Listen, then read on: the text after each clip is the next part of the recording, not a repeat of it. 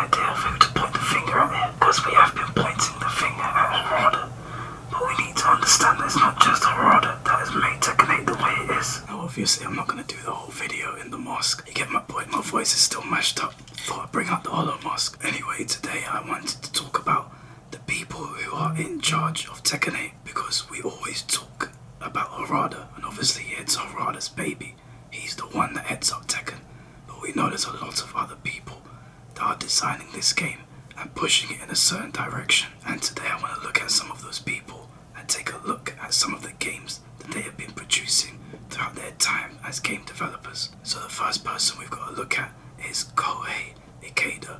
I believe that's how you say his name, otherwise known as Nakatsu. Nakatsu is the chief producer and the game director of Tekken 8. So let's take a look at some of the games that he's worked on previously. So as we can see, he has worked on Tekken 7. He was the game director of Tekken 7. He worked on Project X Zone, Tekken 3D Prime Edition, and he had a hand in Tekken Tag Tournament and SOULCALIBUR 4. I gotta say, SOULCALIBUR 4 is not one of my favourite SOULCALIBURs, but his resume does not scream red flags to me straight away. So I decided to continue looking to see what else I could find on the people that have put Tekken 8 together. And this is where the first big red flag shows up for me. You've got Yohei Shimbori, and Yohei Shimbori has worked on these games. Fatal Frame, where he was a character supervisor, so I didn't really take anything away from that. But if you look further down on the list of games that he's created or that he's worked on, you see a lot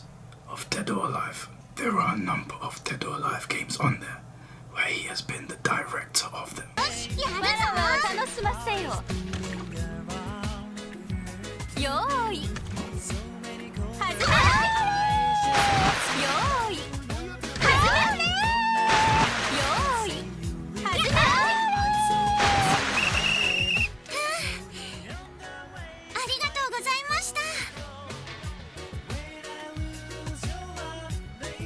Now it's not that I hate Dead or Alive. I don't have any feelings towards Dead or Alive. Dead or Alive is his own game.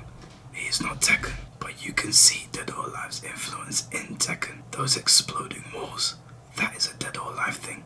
I don't know what exactly the kind of input is that this guy has on Tekken 8, but I do find it very interesting that there is a lot of Dead or Alive all over the place. The next name that I pulled up was Yasuki Nakabayashi, and Yasuki Nakabayashi is the director of Tekken 8. But if you look through this individual's resume, you can see a lot of Tekken there, and so this one doesn't really raise too many red flags either. The next name that I pulled up was Sakamori Numata, and Sakamori Numata is the game designer of, also the game design director of Tekken 8, who also worked on Pokemon Snap, and you guessed it, SOULCALIBUR 4. Again, a SOULCALIBUR game that I do not have fond memories of. There's also Takahiro Noda, and Takahiro Noda is again a game design director on Tekken 8. But if you look through this individual's resume, you will find a lot of Final Fantasy. Maybe this is the guy that was the connection between Tekken and Final Fantasy. I apologize if you can hear a lot of noise in the background, by the way. Mario Kart 9 just got shown off to the world of the Switch 2, so people in my house are very, very excited, and we will be doing Mario Kart streams, just so you know. Now, to be fair to this individual, Takahiro Noda, although there is a lot of Final Fantasy on here, I do notice Tekken Tag Tournament, I do notice Tekken 6. Once again, I notice SOULCALIBUR 4, there's Tekken Dark Resurrection, Tekken 5, Tekken 4, but these are, some of them are different roles. I can also see that this guy had a hand in Lars being in Naruto Ultimate Ninja Storm. They seem to have been the supervisor behind that. And the last name that I pulled up was Jun Yasuda, and Jun Yasuda is the battle director of Tekken 8. They've also worked on games like Stellar Blade as a QA tester. They were the battle director or the battle system director on Tekken 7. They've also worked on WWE Raw 2, which is actually a pretty good game, Tekken Tag Tournament, and Tekken 6. But the reason I wanted to make this video is because there's a lot of names on here, and although Harada is the executive game director, I think it's important to remember that there are a lot of people at the helm here. Now, I'll be completely honest with you guys. I'll be 100% honest. The individuals that raised the biggest red flags to me on this entire list on Nakatsu, Kohei Ikeda, and Yohei Shimbori for his involvement on Dead or Alive and how many Dead or Alive games this individual has directed. Now again, it's nothing against Dead or Alive. I have no problems with the series, but it is not Tekken, and the Tekken community has been in an uproar for the last couple of days. Now there was a video posted to Twitter by Mirio, and it was basically showing how they have destroyed Oki in the game, and this was their idea of defense or a defensive buff. That is not what we wanted for a defensive buff, and what it tells me is that these individuals don't understand Tekken the way the legacy Tekken players understand it. Yeah, you can just hold back. You can just hold back. This is the defense buff, guys. This is the defense buff. This is the defense buff. I'm telling you, this was the defense buff. They have deleted all of the tech. If your character had Oki that's similar to that type of shit, it's gone. It is gone. Let me see Jin. Let me see Jin. Maybe Jin CD1 is gone. Jin CD1 is gone, I bet. You don't have to uplock it anymore. Yeah, you just hold back to block that. This is their thought process of buffing defense. This is their thought process of buffing defense by removing Oki setup. That clip pains my soul to see them do that and see them think that that is what we wanted for defense in Tekken 8. Even new players that I've been talking to, some of my friends that I introduced to Tekken through Tekken 8, are looking at that and they're saying, that's not what people were talking about though. These guys, I'm convinced now that majority of them do not understand Tekken the way the legacy Tekken players do. I really don't. And again, this video could go on for ages with the amount of clips that have been posted to Twitter of changes made to the game that are negative. I saw so many streamers yesterday playing the game and either laughing at what the game has become or hanging their head in shame as people that love Tekken. Unlucky.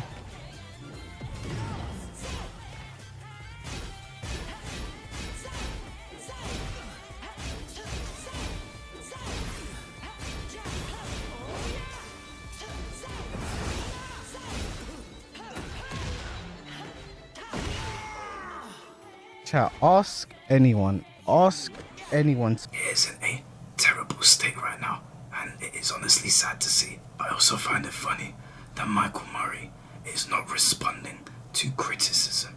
He's only responding to people that are blowing smoke up this update's arse. There are so many people reaching out to Michael Murray, Nakatsu and Harada and offering criticism, and I'm not just talking about myself. Yes, in the past 2 days, my posts on YouTube and Twitter have accumulated a lot of views, but I don't mind if they don't respond to me because I know I could be a little bit more antagonistic.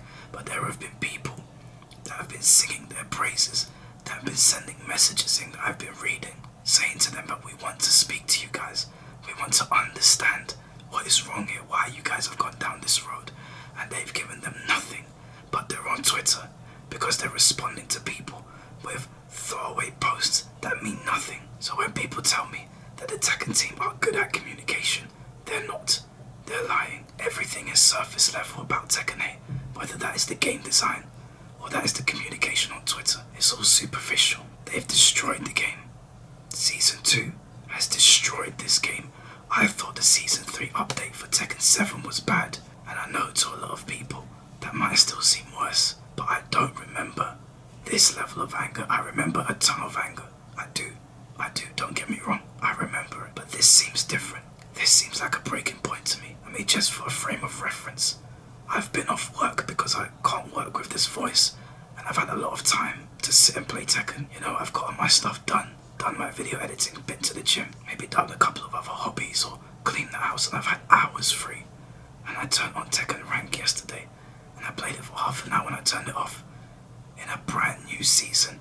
For me, that is unheard of. And I watched a lot of content creators. I watched Lotus Asakura yesterday, and I watched him talking about how they've abandoned the legacy players and how they're trying to usher in a new legion of players. And I just don't think that's going to happen. I think they'll bring in new players. players, and these new players won't stick around. I think everything they've done has just gone about this the wrong way. And now, as somebody that plays 3D fighting games, the only thing that I can really hope and pray for, even though, you know, there's loads of other games out there, I've gone back to playing Yakuza, I was playing a bit of Bleach, playing some indie horror games with my friends. It's okay, it's not the end of the world.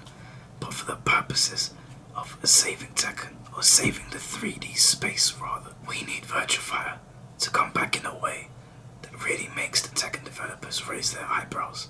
I know that Virtua Fighter doesn't have the reach that Tekken does. I know that it doesn't have the scope that Tekken does. But there's a real opportunity for Virtua Fighter to come back and show these guys how it's done, because they've lost their way. They have well and truly lost their way. Anyways guys, I'll leave the video there.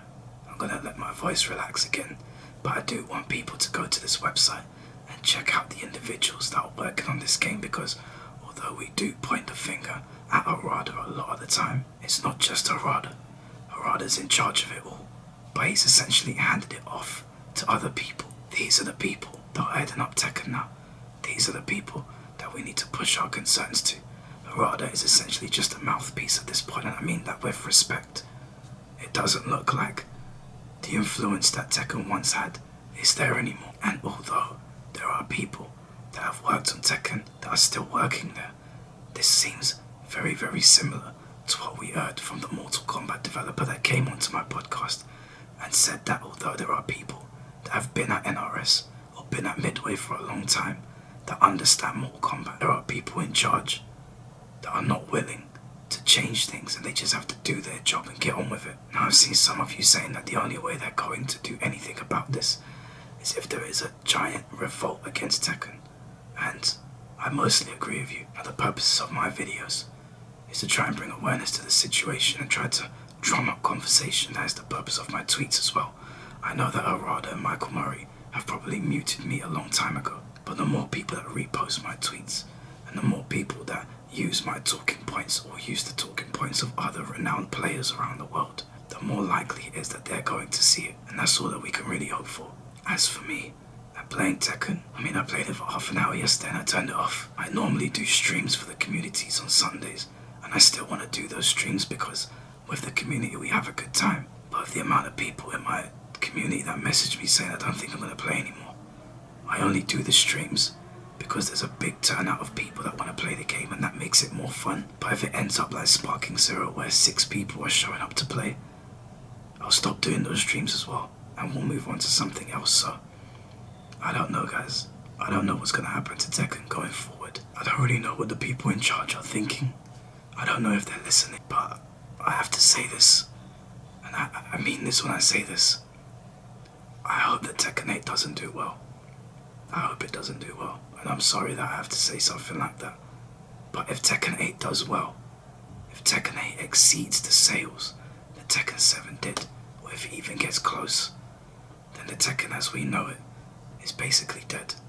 The only way Tekken is going to revert itself back to a place where we respected the game and we enjoyed it as much as we did the older versions is if this game does not do well. And previously I said that I wanted Tekken to do well, so I would support characters and I would buy characters, but I never bought the season pass because they failed to show us what is upcoming like they promised they would if a vote turned out that we wanted that, and they changed their wording.